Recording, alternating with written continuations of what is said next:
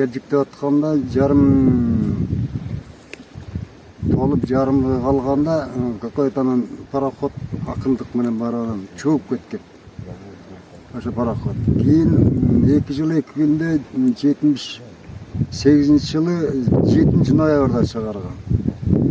Чыгарып аны чыгарыштагы ошол ар кайсы жерден эмелер келип көтөрөбү. Көтөрө албай анан тиги Белоруссиядан, Ленинградтан келип, 3 киши келип ошо 3 ай сваркалап баарын эметип анан ошол жерден көтөрүп чыгарып анан ошол жерден алып Ырбашыга алып кеткен. Ошол Ырбашыда пароходдун жанында ал пароходду көргөм мен.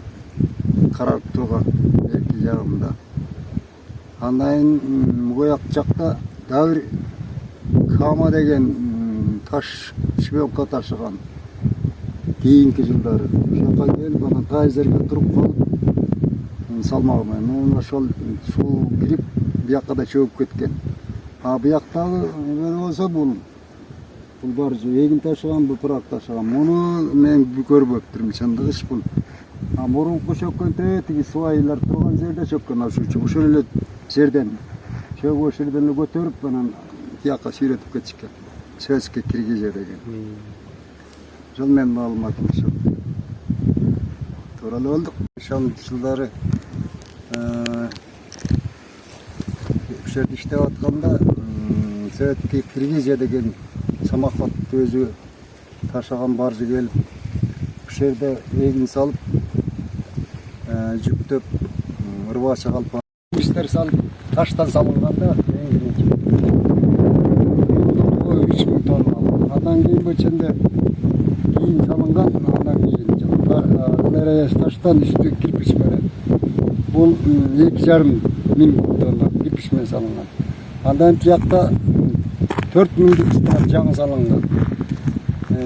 Андан кийин тиякта дагы 4000 тонналык салынган.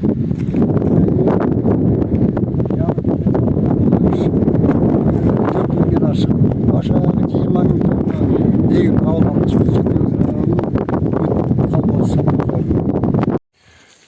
Липинг айылынын ылдый жагындагы көл жээги.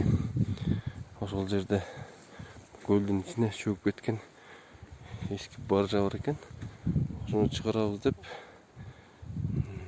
Кенжебек аттуу жаран мынакей ушул көрүп турган жерди техника менен, экскаватор менен түздөгөн, жер кыртышын бузган, экологиялык зыян алып келген.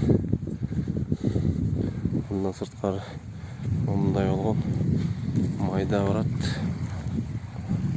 чырганак бадалдарды кыйып, бияк өрөөнүнө ташташкан.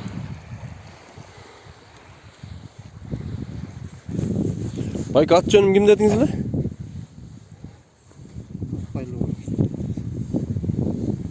Ким эле ат жөнүңүз? Жок, атыңызды айтып көрсөңүз. Кенже, фамилияңыз? Фамилияңыз? Жок, фамилияңызды айтып коюңузбу? Фамилия. Атпайлы болушу.